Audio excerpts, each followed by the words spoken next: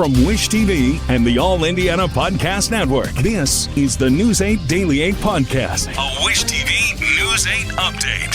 Hi, this is Hannah Mordeau, and this is your News 8 Daily. For Monday, August 24th, it is spectacular outside. It's refreshing this morning. We're in the 50s, kind of that fall taste of fall feel right now. It's going to be another beautiful day, up to about 78 degrees and plenty of sunshine. Your day moves fast. Your news should too. That's why there's a new and improved Wish TV app, bringing you more local news, breaking alerts, live streaming, weather forecast, radar, and Indiana sports, all in one place. Customize your news feed to see the stories that matter most to you and get the information you need when you need it. Download the new and improved Wish TV app today on iOS or Android and take News 8 with you everywhere. In northwestern Indiana, more than 10,000 people are still without power 13 days after severe weather hit the area. The energy company NIPSCO says power should return to all of Munster today, while Gary and Portage are expected to stay in the dark until tomorrow. Tuesday will mark 2 weeks since the power originally went out from the storms.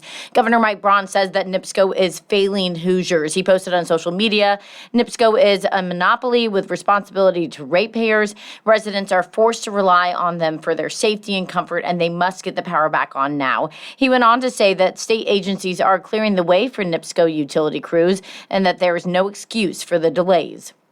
Pastors and faith leaders in Indianapolis are calling for state action in Gary. They gathered over the weekend to say the city cannot wait on Washington. President Donald Trump approved FEMA's support for the state efforts last week, but that declaration does not make individual assistance available.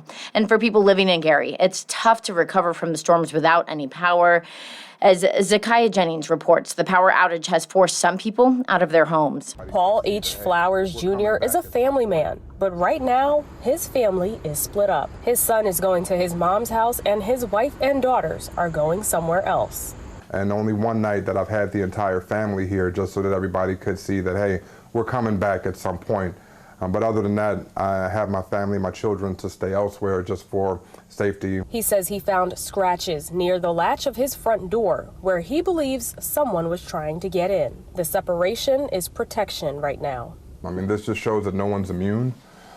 We have another empty refrigerator. I've got candles that I'll light up, and then some sensor lights that we use when we come inside the house. I said, when the lights come back on, what am I going to do? Right up the street is Miss Lisa Bobbitt and her daughter, who is in a tent because it's cooler in there than it is in the house. For this household, no power is literally a matter of life or death. I have an ICDC, a defibrillator implant. I call 911. They say either go to the hospital. Hospital is only taking emergency. No power, no heart machine works. The loss this household has experienced goes far beyond the loss of power. Do you feel forgotten about? Yeah, very much so. You know, it all depends on, big ones, little ones. We're the little ones. Lisa is tired. She's exhausted, but she's still thanking God. And I truly thank him, because it could have been worse. It really could have been worse. Reporting in Gary, I'm Zakiah Jennings. Happening today, the Marion County Public Health Department is offering a free tetanus vaccine clinic. It's in the Riverwood Park area from 4 to 6 p.m. The health department says exposure to contaminated floodwaters and recent cuts or deep wounds can increase a person's risk for tetanus. They say the vaccine is recommended for people who have not received a tetanus booster in the past 10 years. The Indiana State Fair is officially over. It ended with sunshine after flooding and storms dampened some of the days. News 8's Kat Sandoval talked to some of the vendors about how they weathered the weather. Crowded at the fair more than usual as crowds squeeze in those last-minute games, rides, and food. And vendors tell me the first week hurt profit, but this second week has been a different story. The day that we had the storm that was really bad, that flipped our tent over and kind of blew everything up, we actually closed down early that day, and we lost a lot of profit for that day. But Business has been good, the crowd's been good, and slowly, I think we're making it up. 70-year-old Greg Clay runs this lemonade stand. His business is based in Indianapolis. The best lemonade because I use simple syrup, and a lot of people use sugar. I use simple syrup, and it makes a better product, in my opinion, and the customers. On a good day, he says he sells 9,000 lemonades. His business has been booming as the weather improved. And he's not the only one seeing a surge of profit this week. We will absolutely have great numbers, I think, by the end of today. We won't know until a little bit later, once we've closed officially for the evening, exactly what our numbers will be. But I feel like even though we were a little slower in the beginning, because so many people have come out this week, that we're going to be in great shape. The Indiana Farmers Dairy Bar, a fair staple, is busy. They sold more than 19,000 chocolate shakes and more than 15,000 big deal cheese sandwiches on their final day. The Indiana State Fair says it's too soon to give us exact numbers, but their spokesperson says Hoosiers came in droves after the severe weather stopped. This week we opened up on $2 Tuesday and we had a great turnout. A lot of people came. We probably had the third best $2 Tuesday we've ever had here on the campus. So we see that as a way that Hoosiers are saying we want to get to the fair, make new traditions, and make more memories. Clay's tent flew off during the storm. He says next year he's got a plan. Make sure I tie down better. For vendors, this weekend brought a much-needed boost to a slow start. After 2 weeks, some may say this was a sweet end to the Indiana State Fair. Reporting in Indianapolis, I'm Kat Sandoval for Wish TV, wishtv.com. Indiana State Police say 2 adults and a 1-year-old boy are dead after a wrong-way crash on I-65 yesterday near Seymour. Police say a caller reported the head-on crash just after 2:30 in the morning on Sunday, southbound lanes of I-65 in Jackson County, about a mile south of Seymour. Investigators say that a 51-year-old from Louisville was going north in the southbound lanes and crashed head-on into a Ford Escape, that a 31-year-old woman was driving from Scottsburg. Your statewide news network covers Lake County, where a woman is dead and her daughter is hurt after a murder-suicide. Officials from Lake County Sheriff's Department responded to a domestic dispute at an antique store in Lowell Saturday evening. Police say a 63-year-old man shot and killed a 56-year-old woman, a girlfriend, inside the shop. Woman's 24-year-old daughter was shot in the arm while trying to escape.